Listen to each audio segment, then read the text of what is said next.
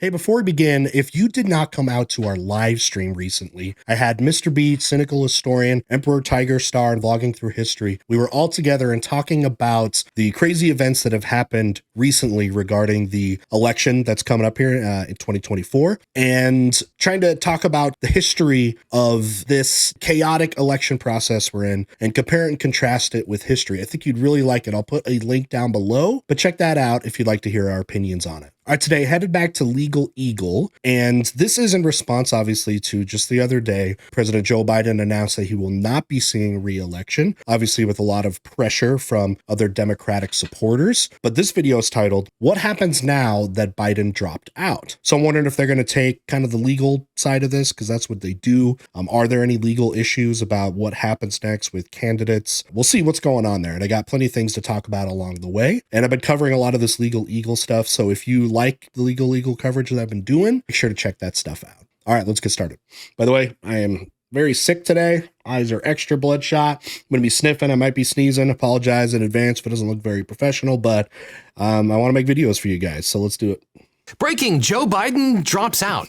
Now, many people felt that the stakes of the 2024 election were high and that Joe Biden was not the best candidate to defeat Donald Trump. So with the election a little over 3 months away, some Democrats urged Biden to drop out while others thought it would be political suicide. But now that Biden has dropped out, it raises a ton of thorny legal questions. Now, it did seem like that there was a good percentage of people, and probably a majority of people that, were identify as Democrats, that he should actually step down. Now, one of the things we were talking about in that live stream is it's impossible not to go back to that debate a few weeks ago about how important that debate was to this, what's happening right now. It just convinced people basically within a couple hours that he was not the right candidate to beat Donald Trump. And it's amazing because when we were on our stream, we were talking about that, talking about how it's something we're going to refer to in debate history. You know, the most important debates we've had in history. Go back to like the Nixon JFK ones, or Lincoln and Douglas. Like, this has got to be one that we're got to put in history books, because it unquestionably made this snowball into what it was. All right, anyway, let's see what we got. Is it legal for delegates to vote for somebody else? Can Republicans challenge it in court? Can Democrats meet the state ballot deadlines? And what happens to all those campaign funds? Now, earlier this year... Actually, it's good because I've heard all these questions and I'm super interested in learning about this. One of the things, and it's mostly, I feel like people that are Republicans are saying this, that it's undemocratic to just go for like Kamala Harris, because, well, not just Kamala, but actually, I guess almost anyone, just because he won the primaries. Biden won the primaries all over the place and everybody dropped out. A lot of people are saying, although, too, that, since Kamala's on the ticket with Biden, then really a vote for Biden in those primaries was also, by extension, a vote for Kamala and her support. So it's still in that realm of being considered, democratic that way. Anyway, but yeah, this other stuff, these are good questions. I'm glad he's doing this because I want to see this. Ballot deadlines, and what happens to all those campaign funds? Now, earlier this year, Joe Biden and Donald Trump won their respective primaries, making them the party's presumptive nominees. But they only become official nominees at the party conventions. Just 40 years ago, the system was different. Republicans and Democrats held primaries or caucuses, but the results were advisory and the nominees were determined behind closed doors or at party conventions. By the way, primaries were not really a thing until like the 70s. Today they're kind of seen as a much bigger deal. No. And the conventions used to be a lot more important than before, because sometimes there'd still be a debate about what's going on. Now everybody goes to a convention fully knowing who that's going to be. And even though the candidate's going to be in that for that party, but the thing is, though, they still have these conventions usually in that summer before the fall. So campaign cycles were so much smaller. It is almost like what we see now, which is like from convention until November. So usually convention in July, November is the election. That's really like the campaign season. And we were talking about that in the live stream, and a lot of us were like, I wish that was kind of the case, because I don't know about you guys, but don't you guys get campaigned out? Because you campaigned basically for 2 years. Like it's just like nonstop for 2 years, and you're getting bombarded, and it's like fatigue. It's like campaign fatigue, and by the time the election comes around, you like lose all of your mojo that you had, and like you're not pumped anymore. And maybe that voter fatigue also leads more people to not vote because they're like, I'm just sick and tired of hearing about this, for nothing about it for years. Because as a politician, you know, with how you can be reelected, while you're being a politician and doing your job, you are always campaigning. That's how it is. A lot of people don't like that, that you have to do that.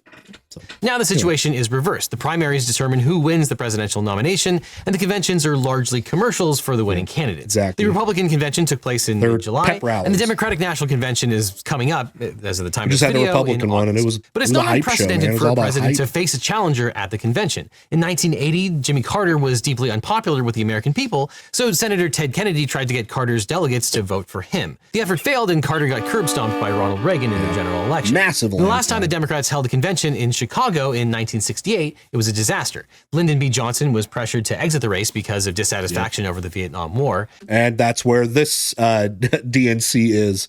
A little irony there, also of the chaos that has happened in Chicago when it comes to the Democratic Party. And his vice president, Hubert Humphrey, didn't compete in the primaries, but he inherited the delegates that had been pledged to Johnson. Bobby Kennedy had been assassinated months earlier on June 5th, 1968, but at the time of the convention in August, he had still amassed 393 delegates. Humphrey had 561 and Eugene McCarthy had 258. The resulting convention was a mess, with states trying to seat competing slates of delegates, protesters clashing with police, and intense debates about the Vietnam War. 60s are Eventually, so Humphrey was nominated and lost to Richard Nixon in the general election, and you can check out my video about the trial of the Chicago 7, a movie about the 8 activists arrested during the 68 convention. So let's say that Biden decides to release his delegates at the convention, bring them up to vote for somebody else. Do these delegates have the legal right to switch their votes to another candidate?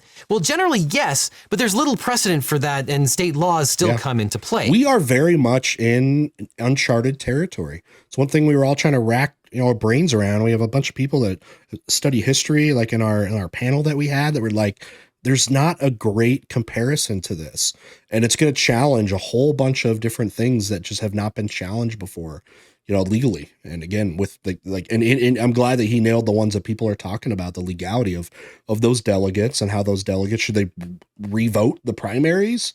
What happened to those delegates now? Is it just going to be an open convention? That's one thing a lot of people are concerned about, that even though that convention, I think it's only in a couple weeks from now, right? And it's a little bit later than normal. Usually they have that in July, but it's going to be in August. And that makes it even harder because less time to campaign with your actual candidate there. But a lot of people say an open convention, basically meaning that the party is not unified in a candidate by the convention, is going to make it chaotic and less unifying. But there's only a couple weeks for the party to get behind somebody fully. And we don't know how that's going to be. I mean, it kind of looks like maybe Harris, but you don't know. There's still other stuff that can happen every day, man. If you're watching the news, don't get newsed out too much. Make sure to go touch grass. But every single day, there's massive developments going on. The initial question is whether state elections supersedes a political party's rules. The Supreme Court decided this issue in a case called the Democratic Party of U.S. versus Wisconsin ex rel. La Follette. The Democratic Party Selection Rule 2A for the 1980 National Convention required delegates to be chosen by voters who were affiliated with the party. But Wisconsin law allowed non-Democrats to vote in an open primary and required that delegates selected under this system vote at the state party convention in accordance with the primary results. The Wisconsin Democratic Party selected its delegates in a caucus after the primary, but the National Democratic Party prohibited those delegates from participating in the 1980 convention because independents and Republicans voted in the primary and influenced the outcome. The Wisconsin Supreme Court upheld the state law, but the Supreme Court reversed that decision, finding that the political parties enjoy protection from undue state intrusions into their associational rights. The state argued that it had a compelling interest in state elections, including, quote, preserving the overall integrity of the electoral process, providing secrecy of the ballot, increasing voter participation in primaries, and preventing harassment of voters. But the Supreme Court ruled that all of those interests go to the conduct of the presidential preference primary, not to the imposition of voting requirements upon those who, in a separate process, process are eventually selected as delegates. Therefore, the interests advanced by the state do not justify its substantial intrusion into the associational freedom of members of the national party. Now, states still have the right to regulate the way that political parties select their candidates.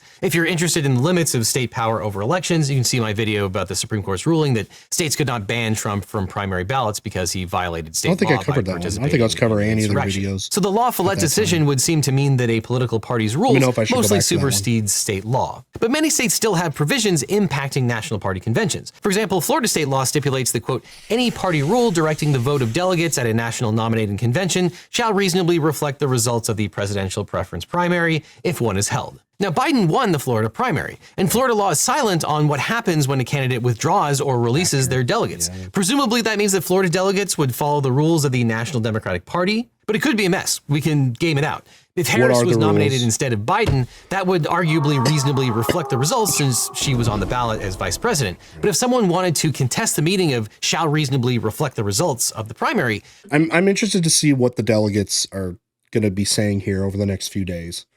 Are they going to want to be able to move their delegates elsewhere, or are they going to stick behind this idea that a vote for Biden by extension was a vote for Harris? We'll see. We'll see how unified very quickly they are potentially around Harris, who Biden has, said that he supports now. So, and for a lot of people saying she might be the best candidate, or for them to win. But I've heard people say other things, mostly just because she's more known. And known by the fact that people had heard of her, other than these other candidates that might jump in at the last minute. So. There's always the possibility of litigation. And don't forget about Dean Phillips, who came in second in the Democratic primary. The Phillips campaign went nowhere despite making Biden's age his main talking point, but he might argue that he should be next in line for the nomination. But of course, the problem for him is that there'd be no party rule that mandates that result. But what are the Democratic? You can't just go to who's second. That negates all those first place votes. There's no way you could just do that. You'd have to re-vote, I guess, in some way. Rules for the 2024 convention. Okay, yeah. Well, delegates are divided into two categories, pledged and unpledged. Pledged delegates have to vote for whichever candidate in their party wins the primary or caucus in their respective state, while unpledged delegates may choose to vote for any candidate. In the Democratic Party, unpledged delegates are known as superdelegates, current elected officials and party leaders who can support any candidate. Now, the overwhelming majority of Democratic delegates were elected back in their districts, and they tend to be local activists and volunteers. Quote, in 2024, there are an estimated 4,672 delegates, 3,933 pledged delegates, and 739 superdelegates. Now, back in 2018, the DNC voted to ban superdelegates from voting on the first ballot at a contested national convention. The nominee needs 1,976 delegates to confirm the nomination.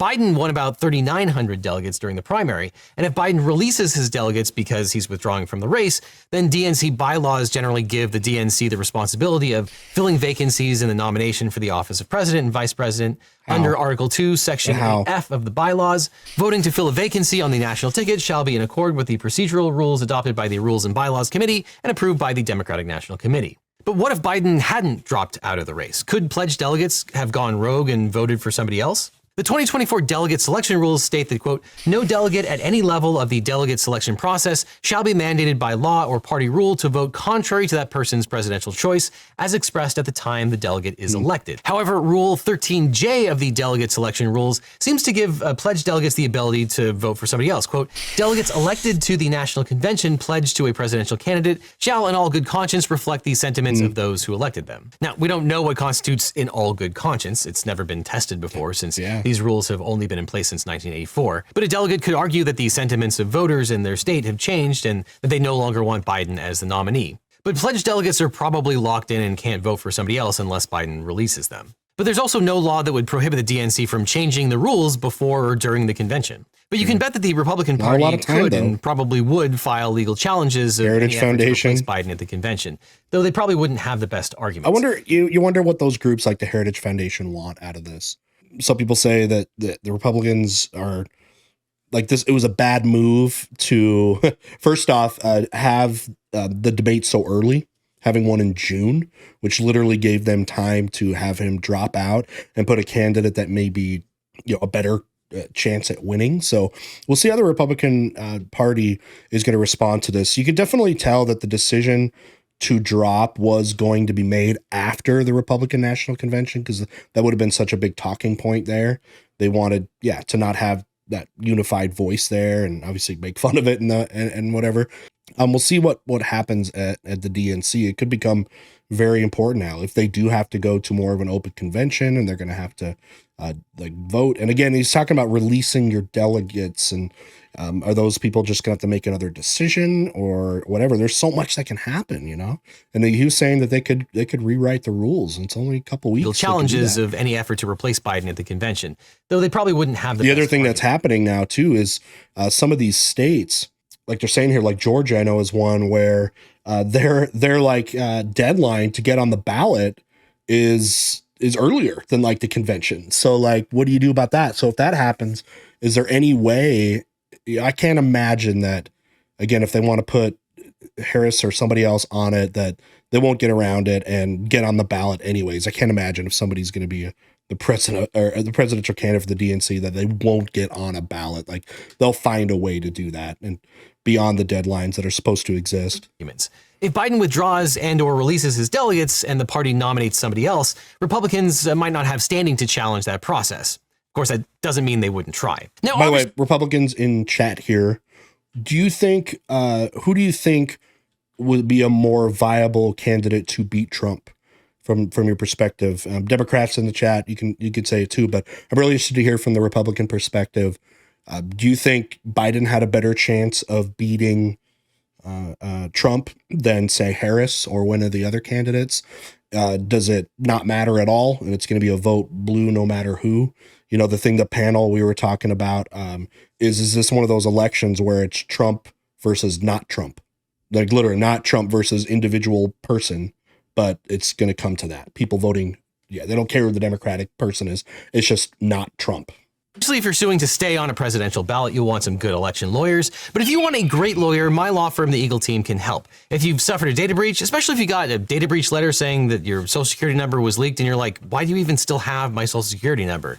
Or if you were involved in a car crash or dealing with mesothelioma, we can represent you or help find you the right attorney who can. It's so important to talk to a lawyer right away so you can maximize your recovery. Like Aura sponsored me, and I was talking about in the ad how like Ticketmaster, they were breached, and there was like 100 million, I don't know how many people, millions of people had their like pretty important information hacked. Are there class action lawsuits? I feel like those go on, but they never get advertised a lot, and that there's free money out there for a lot of us that may not even know we could be candidates for civil, actions like this.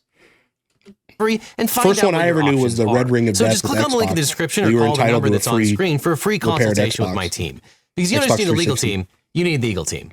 Though things are even more complicated thanks to Ohio. The meme ruining is things definitely again? True. Ohio is absolutely the worst. Ohio has a state law that says, quote, a political party certifying candidates so nominated shall certify the names of those candidates to the Secretary of State on or before the 90th day before the day of the general election. Political party certifying candidates so nominated shall certify the names of those candidates to the Secretary of State on or before the 90th day before the day of the general election. Okay, so there is that, but that's not, are we at like 100? The 90-day requirement means that the deadline for ballot certification is August 7th, which is 2 weeks before the DNC convenes in Chicago. This provision has caused problems before. In both 2012 and 2020, both Democratic and Republican conventions were held after the 90-day headline, and the legislature extended the deadline. They need time to print ballots up. But this time it's different. Republicans were angry that some states tried to kick Trump off and the rigged ballot, the computers, right? For insurrection. So Ohio Secretary of State Frank LaRose, who was in the midst of a primary for U.S. Senate, refused to accept provisional certification. The Republican-dominated Ohio legislature talked tough about not extending the deadline, but LaRose eventually lost his primary to car salesman and Uber Trumper Bernie Moreno, and the legislature continued to take its time.